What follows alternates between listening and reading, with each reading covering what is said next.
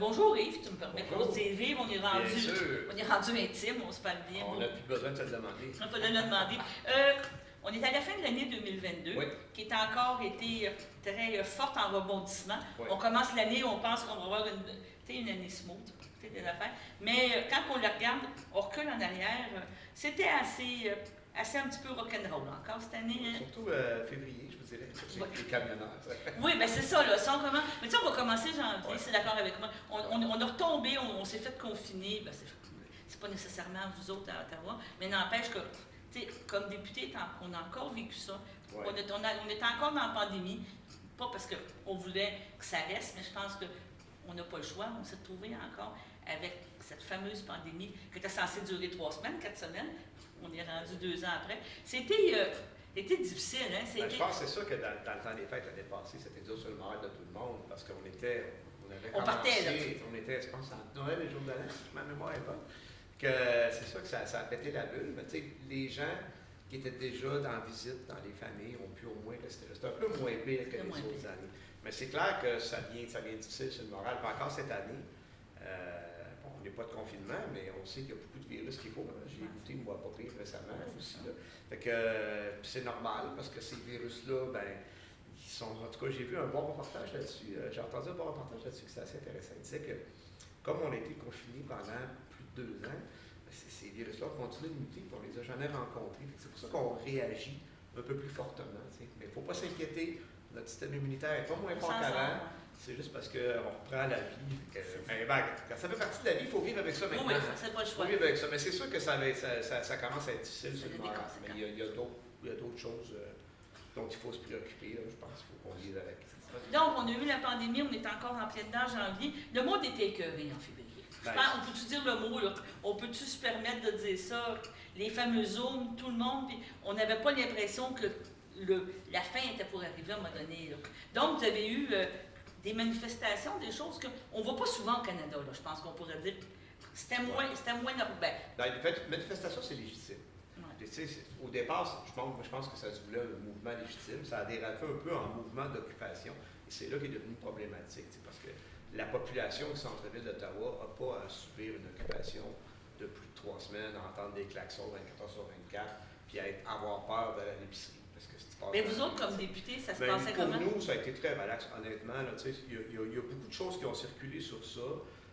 Moi, c'est sûr que je n'ai pas fait exprès d'aller traverser non plus, mais on avait un corridor de sécurité pour se rendre au Parlement. C'était assez relax. Il y a les dernières journées là, où on siégeait pendant que les policiers.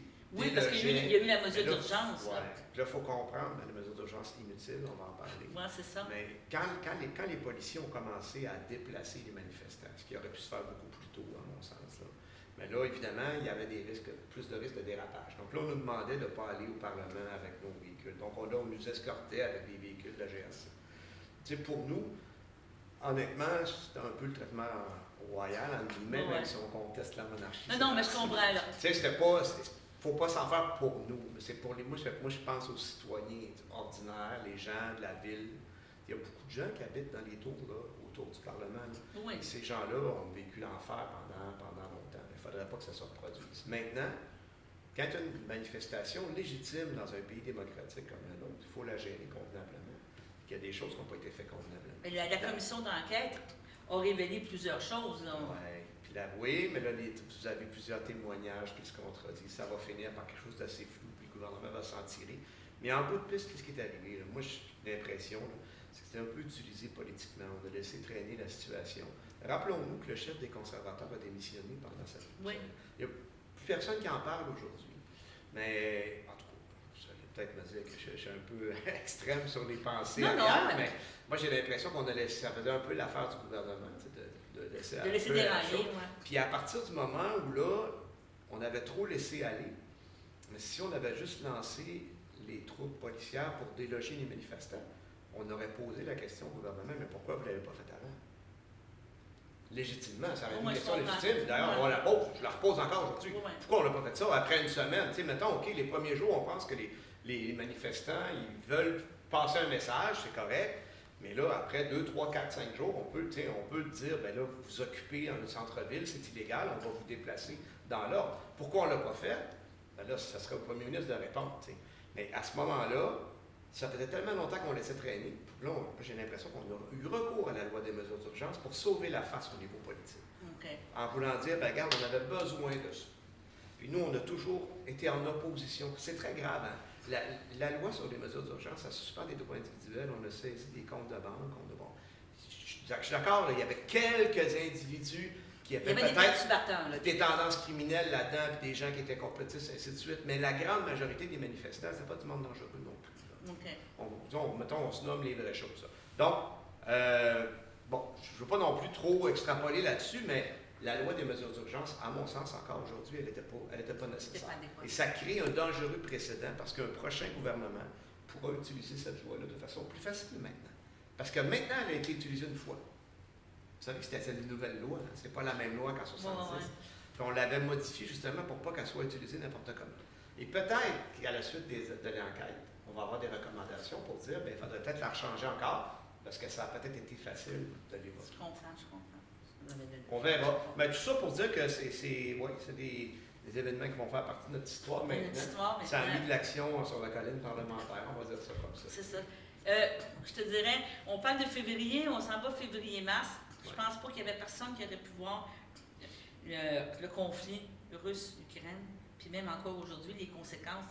Quand on regarde 10 mois après, toutes les conséquences que ça a sur l'économie, c'était comme le déclencheur, pas parce qu'on veut que la récession, que l'inflation arrive, puis tout ça, mais je pense que c'était comme le moment charnière qu'on dit on sort de la pandémie, on s'en était quand même bien tiré, il faut quand même dire à ce niveau-là. Et ce moment charnière-là a été impressionnant. Vous l'avez vécu parce que vous avez eu une intervention du président qui s'est présenté ça, aussi. C'est drôle, hein? Puis souvent, les gens à la maison là, ont l'impression, on dit, les députés, ces gens-là ont beaucoup de pouvoir, mais ça, c'est une des situations où tu te rends compte que tu ne contrôles tellement pas grand-chose de ce qui se passe. T'sais. Puis quand le président Zelensky s'est adressé à nous, c'était un moment un peu surréaliste où il nous demandait d'aller protéger l'espace aérien. T'sais, on sait qu'on l'a pas fait parce qu'il n'était pas dans l'OTAN, parce que ça aurait déclenché un conflit, ainsi de suite. Mais mon petit cœur sensible, moi, il serait peut-être allé. Oui.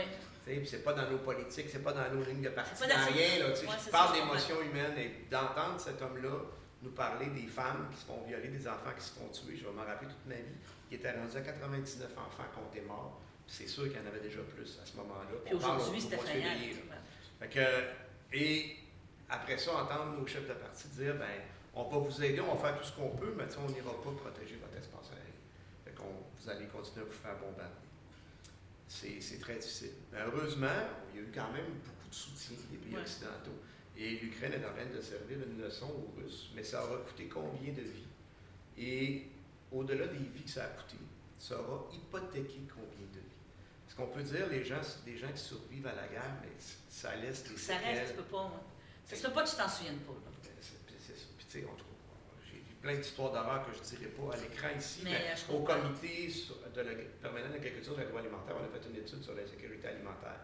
Puis on a accueilli plusieurs parlementaires d'Ukraine, puis des spécialistes de la FAO, qui est l'organisation de l'ONU qui s'occupe de l'alimentation, et ainsi de suite. Puis on a eu des témoignages d'histoires d'horreur, que vous avez tous vus dans des films portant sur d'anciennes guerres. Une guerre, c'est une guerre. Et il va y avoir des séquelles. Ça va être à reconstruire ce pays-là, cette France-là. L'autre enjeu, c'est comment nous, on la gère. Moi, je suis quand même assez globalement satisfait de notre effort de guerre, de ce qu'on pouvait faire. Je pense qu'on a apporté une grande aide. Et le Bloc a toujours été en faveur d'apporter les aides. Maintenant, il y a des aides qui sont pertinentes et d'autres qui le sont moins. Il y a deux choses que je conteste, moi, présentement. Entre autres, c'est la taxe de 35% sur les engrais russes. C'est beau de dire on va punir les Russes, puis tout le monde veut punir les Russes, puis tout le monde veut, on veut mettre fin à cette guerre-là. Mais on est le seul pays du G7 qui l'a fait, donc on n'a pas d'impact. Et deux, c'est nos producteurs agricoles de la partie est du Canada qui sont pénalisés, parce que dans l'ouest, ils ont des fournisseurs. Puis il n'y a pas d'autres fournisseurs d'azote que les Russes.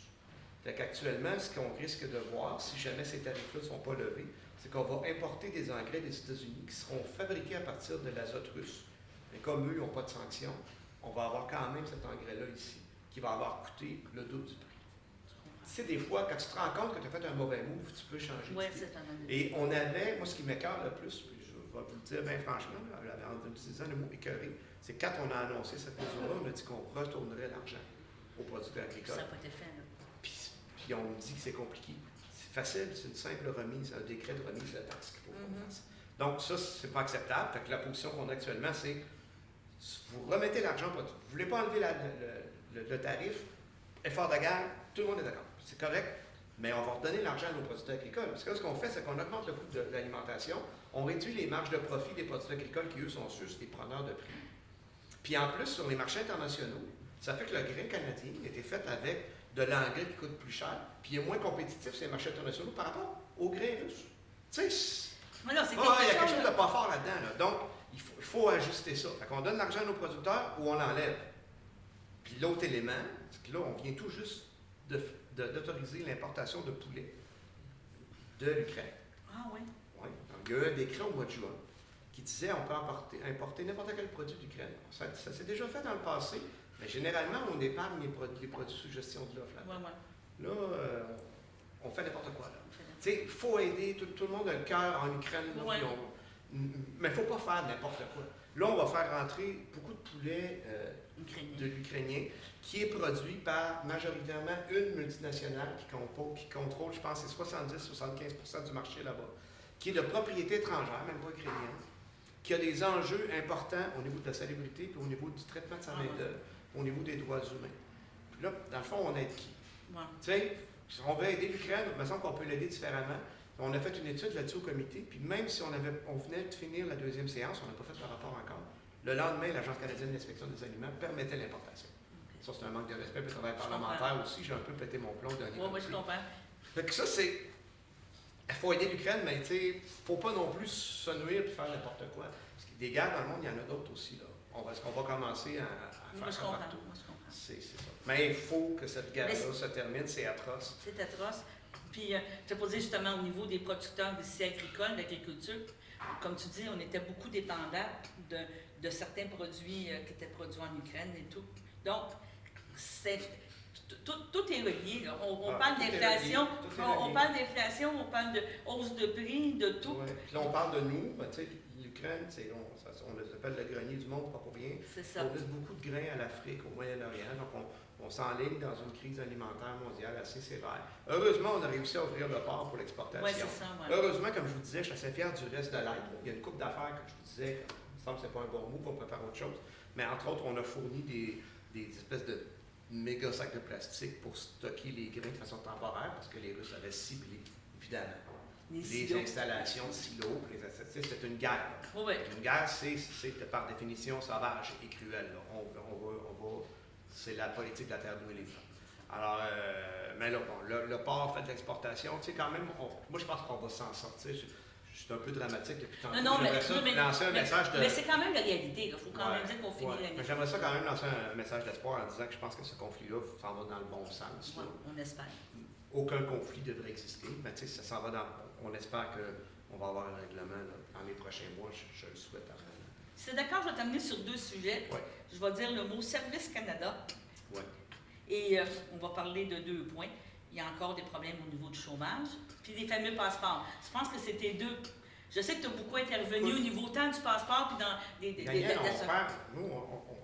moi, je ne vais pas nommer personne, là, mais j'ai des très bons employés au bureau, là, que des gens qui se sont fait brûler parce que le gouvernement fédéral ne fait pas de job. Ça n'a pas de bon sens que nous, on doive ramasser tous ces cas-là.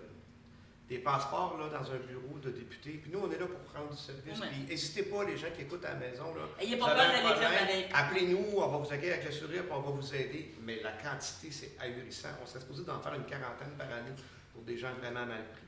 Puis on en recevait 15-20 par jour. Et ça encore aujourd'hui, je pense que c'est encore... Oui, c'est un peu mieux que c'était pour les passeports, mais c'est difficile. Les visas, c'est épouvantable. Encore, la semaine dernière, j'étais au congrès de l'UPA, puis le président de l'UPA disait il y avait une délégation haïtienne qui n'a pas pu venir parce qu'ils n'ont pas eu leur visa. Les étudiants francophones étrangers qui se font systématiquement barrer, quand on nous fait croire que c'est un pays bilingue, cette affaire-là. Mais comment ça se fait que si le bloc n'est pas là, personne n'en parle, puis tout d'un coup, parce qu'on lève le scandale, là, ça commence à s'arranger, on commence à les laisser rentrer. Mais avant qu'on en parle, c'était 85-90% des étudiants francophones étrangers qui étaient refusés pour venir au Québec. Que c'est quelque chose, ça fait en même temps, on dit qu'on va faire rentrer 500 000 immigrants par année. Oui. J'ai rien contre l'immigration. Non. Mais à un moment donné, tu sais, il faut qu'on travaille ensemble. Et ça, c'est difficile. Tu sais, vous savez qu'on est indépendantiste. oui.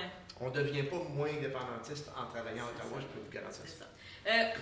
Je vais te ramener un autre point aussi, PCU, parce qu'il y a eu Ouais. beaucoup de choses aussi. Parce que là, tout le monde a eu l'argent, mais là, le gouvernement se revient de bord et dit « Ah, tu n'auras pas eu le droit, tu n'auras pas eu le droit. » On court après l'argent. Les articles que je disais, c'est qu'ils couraient peut-être pas assez vite, je ne sais pas. Ou peut-être pas assez. Vite, mais au-delà de ça, là-dessus, je vais être mitigé, Daniel, parce que j'aime ça être un gars raisonnable. Non, mais Tu sais, au départ, la PCU, on a voté pour qu'on poussait dans d'autres gouvernements. Il fallait qu'on fasse quelque chose parce qu'on demandait à tout le monde d'arrêter de travailler et de s'en aller chez eux. Il y a pas mal plus de monde qu'on pense qui roule d'une paye à l'autre. Oui. Donc, il fallait quelque chose. Sauf que, comme un peu pas mal tous les services du fédéral présentement, c'était fait un peu n'importe comment, garoché. Et on l'a garoché vraiment à un paquet de gens qui n'avaient pas droit. Puis ça a facilité la fraude, en fait. C'est ça qui est arrivé. Encore là, Puis quand on a eu des fraudes, là, on a eu des fraudes là-dessus qui ont bloqué des cas de chômage plus tard. C'est ça. Puis nous, on appelait au bureau des lignes spéciales de chômage, puis on se faisait dire « Ah, il y a une soupçon de fraude, mais dites-le pas à la personne. » Comment dites-le pas à la personne?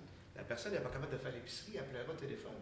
Je disais « Non, nous, on a dit des choses. Puis nous, on a fait avancer des dossiers. Mais tu sais, on est 4 au bureau. Là. Ouais, je on va pas tout régler. Sauf que ça n'a pas de sens. Ça n'a pas de sens. Fait qu'il y a eu des sommes importantes. Je pense que des sommes ne seront jamais récupérées là-dedans non plus. On va peut-être falloir mettre ça dans les comptes perdus. Je ne sais pas ça va être combien. Mais c'est des sommes trop importantes pour qu'on les laisse aller. Fait que je pense qu'il y a quelque chose à faire, mais il y a moyen de faire ça aussi correctement. Okay. En même temps, c'est un gouvernement qui est très peu réactif. Oui, bien c'est pour ça. C'est une administration qui est extrêmement lourde. Je ne sais pas si tu te souviens, on avait dénoncé dans l'année les coupures au supplément de revenu garanti. Oui. Des personnes âgées. Moi, j'ai toujours le même monsieur qui m'a revenu en tête, là, qui est pompiste 2 jours par semaine parce que la retraite du supplément de revenu garanti, c'est pas assez pour vivre correctement. Perd sa job, tombe sur la PCU, c'est pas le choix. C'est ça qu'il reçoit. Le T4 de PCU rentre, puis ça compte. L'année d'après, tu as fait trop d'argent l'année passée, tu n'as plus ton supplément de revenu. On a identifié ça dès le mois de juillet, avant qu'on tombe en élection. On s'est allé au mois d'août. Pendant les élections, je me souviens d'avoir relancé les ministres, je me suis fait répondre, on est en élection, on va vous répondre après. C'est épouvantable. Oui, je comprends. Moi, j'avais la naïveté de penser que j'étais encore député pendant l'élection parce que c'était moi qui étais en poste avant. Ça a l'air qu'on ne peut pas faire grand-chose. Je suis encore sidéré de ça. encore sidéré que révolté, tu fais ta job, il n'y a plus rien. Fait que, on les a brassés beaucoup là, de juillet, là, puis on a réussi à avoir un retour de chèque au mois d'avril. Puis au mois d'avril, on nous a fait voter une loi qui arrêtait de couper les suppléments de revenus garantis au mois de juillet. Pourquoi n'a pas arrêté de couper au mois d'avril, j'ai jamais compris. La machine est grosse, il y a trop de pitons sur lesquels il faut peser, je ne sais pas. Puis je ne veux pas avoir l'air trop cynique en disant ça, mais le quotidien du député, c'est ça. Là. La frustration. Oui, mais regarde, on l'a eu. On a eu les remboursements. Sauf que ces gens-là, ils ont été presque un an à pas avoir assez de revenus, des gens qui ont perdu leur logement et qui n'étaient pas capables de le payer. Il y a un paquet d'histoires d'horreur. Je vais revenir un peu, tu as fait 2 missions. Non, mais c'est bien, moi j'ai tout le temps dynamique. Tu as fait 2 missions. Qu'est-ce que tu as retenu de ces 2 missions-là?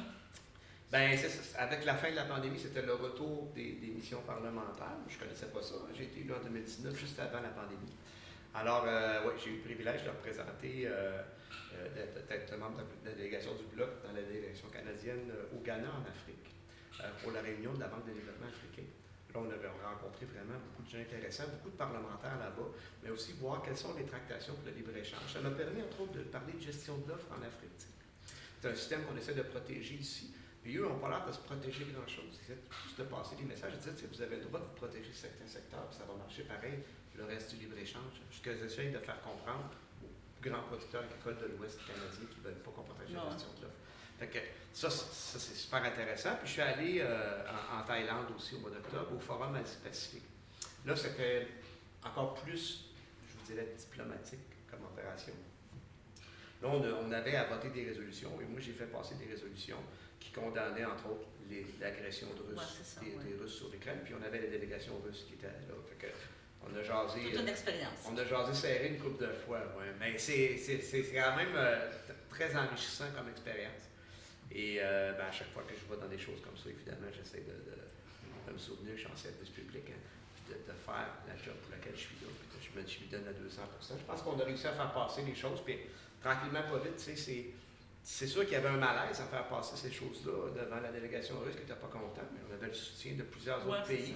Puis en bout de piste, on passe des messages comme, regarde, quand est-ce que vous allez arrêter cette bêtise-là, sortez de là. Puis si on leur dit pas qu'on n'est pas content, qui va le dire, ça peut sembler inutile, mais c'est tous ces messages-là, un par-dessus l'autre, puis les sanctions économiques sur un puis sur l'autre. Je parlais tantôt contre 2 mesures particulières, mais je suis très en faveur des sanctions économiques contre la Russie. Oui, c'est ça. On se parle aujourd'hui, il reste une semaine à la session parlementaire. Y a-t-il des choses qu'on doit s'attendre un petit peu? On va en reparler en janvier, là, mais est-ce qu'il y a des choses urgentes là, qui doivent être réglées? Bien là, on t'arrête de parler beaucoup de la réglementation des armes à feu. Là. Je sais pas si vous avez sûrement entendu. Le gouvernement est très malhabile. L'étude en comité est terminée, ils arrivent avec des amendements, puis ils disent qu'ils ne seront pas étudiés en comité.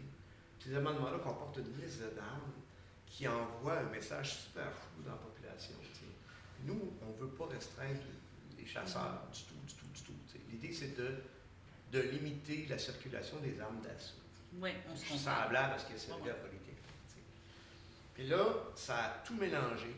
Puis là, il y a les conservateurs qui sont les champions du populisme et de la petite politique cheap. Là, c'est assez déprimant, honnêtement. Parce qu'on fait plusieurs jours, là, encore, cette semaine, je n'étais pas au Parlement, mais encore une journée sur l'inflation. C'est correct de faire une journée sur l'inflation, mais arriver avec des solutions. On passe des journées à lancer des slogans, à faire des clips pour planter les libéraux sur Facebook. Passer aux nouvelles. Mais ça ne fait pas progresser les travaux. Moi, j'ai beaucoup, dans ce sens-là, je ne me sens pas des fois, je dis à la blague, pas un vrai parlementaire, mais je ne veux pas embarquer là-dedans. Moi, j'essaie de ramener les débats. Ça devient pas productif. Ça a été souligné par Infoman c'est de façon assez rigolote. Là, c'est ça. Tu vas peut-être faire la fin d'année, puis peut-être même le bye-bye cette année. Ah, je ne penserais pas. Mais en tout cas, l'émission était positive pour moi. Dans ce temps-là, on est content, parce qu'Infoman, vous savez que c'est une émission qu'on n'est pas sûr qu'on veut faire. Oui, mais je pense que c'est fait. En tout cas, je pense que c'est. Non, mais le clin d'œil était positif. Il y en a qui n'ont pas vu ça, allez voir ça sur mes réseaux sociaux. Je l'ai mis sur mes réseaux sociaux, ça veut dire que ça m'avantageait. C'est ça, exactement. En janvier, on doit s'attendre, c'est quoi? Là, ça me dit, vous allez peut-être vous reparler, ça commence fin janvier, février. À quoi tu t'attends? Des élections? Je pose la question à tous les 3 mois, là. Mais... Non, je pense pas. Mais il y en a qui parlent d'élections pour le printemps. Il y a tout le temps quelqu'un qui parle d'élections pour un moment donné. On verra. Moi, j'ai décidé que je ne pensais pas tout le temps à ça, parce que quand même qu'on pense tout le temps à ça, ça ne nous avance pas. Puis moi, j'ai des dossiers à faire avancer. J'essaie de faire avancer les dossiers que je peux faire avancer. Puis, entre autres, j'ai mon dossier de gestion des berges, la protection des berges, c'est quand même bien avancé. On se rappellera, la dernière élection, j'étais fâché parce que j'étais sur le point, je pense, à 10 jours de déposer ma pétition en chambre. Ça n'a pas passé. L'élection était déclenchée, fait que ça effaçait tout, il fallait recommencer. Ça, c'est pas le fun. Mais bon, on a recommencé, on a eu plus de noms la deuxième fois que la première. Puis là, on a une mobilisation citoyenne. Il y a un comité qui s'est créé. Il y a des maires qui ont embarqué. La maire de Saint-Ignace, la maire de l'Île-du-Pas, la maire de Lanoraie, qui sont là en soutien au mouvement citoyen. Puis l'objectif de la pétition, c'était ça. C'était de ramasser du monde d'abord, puis de lancer le mouvement. Et là, la pétition, on a eu une réponse décevante. Mais les gens se sont réunis, ils ont fait un comité.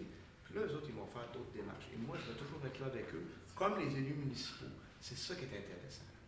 C'est vraiment le fun. Et on a réussi aussi à faire une étude au comité des transports. Mon collègue Xavier Personne-Duval, qui est au transport, a réussi à pousser ça. On a eu des témoins de Berthier-Masquinongé qui ont expliqué. On l'a présenté, c'était très bien. Expliquer correctement la problématique. Puis je pense que le gouvernement n'aura pas le choix d'agir. Puis s'il n'agit pas, le comité citoyen, maintenant, c'est plus dans mes mains tant que ça.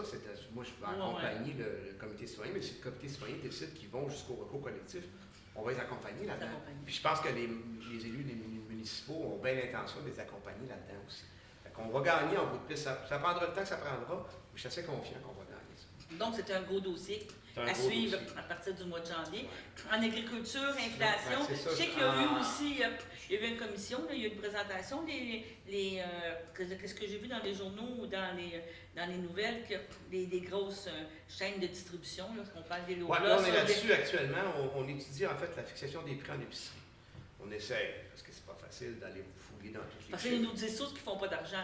On a reçu les dirigeants gens de Sobeys, Métro, ainsi de suite. On continue, là, ça continue la semaine prochaine. On reçoit aussi les producteurs agricoles, les transformateurs alimentaires qui vont nous expliquer aussi leur côté de la médaille. Honnêtement, je ne sais pas en bout de piste qu'est-ce que ça va donner, mais au moins ça met la pression sur le secteur. Et moi, je pense qu'il y a une étude à faire. Il va falloir à un moment donné se pencher sur comment les prix sont fixés, puis comment la distribution alimentaire est concentrée. On a 80% des marchés alimentaires qui sont concentrés par 5 joueurs. Donc, tu sais, il n'y a même pas besoin de faire de la collusion, on va juste regarder le prix de l'eau. Moi, je tout le temps dit, ils ne se payent pas, mais se mettre un posit dans la fenêtre. Ouais, c'est ça. Ça se peut. Puis, en tout cas, on verra. Je sais non, pas. mais tu comprends. Tu comprends. Oui, absolument. Je comprends l'image. Tu comprends l'image, là, pour avoir travaillé dans le pétrole, là. Puis au-delà de ça, il y a aussi les distributeurs. Tu sais, les grossistes, ceux qui achètent, les producteurs qui revendent, qui vont reporter à l'épicerie. Ça aussi, il y a un phénomène de concentration que ça se fait à l'abri des regards du public, mais je pense que la concurrence, ça a toujours été sain. C'est pas pour rien qu'il y a un bureau de la concurrence. Il faut protéger un peu nos citoyens avec une concurrence saine. Ça, c'est un élément important. Sinon, bien sûr, toujours dans le monde agricole, agroalimentaire, il y a mon fameux projet sur la gestion de l'offre. Ouais. De retirer la gestion de l'offre des prochains accords commerciaux. On a fait une première heure de débat. La deuxième heure est au début de février. Puis le vote devrait avoir lieu aussi dans les premières semaines de février. Pour l'envoyer en comité, je suis très confiant. On va avoir une mobilisation du milieu agricole qui va être importante aussi, parce que député tout seul derrière un micro, on peut être bien intelligent, mais on n'a pas beaucoup de pouvoir, ça prend une mobilisation. C'est un peu le principe des berges avec le comité, c'est le même principe. Donc, on va la faire dans le milieu agricole pour ça.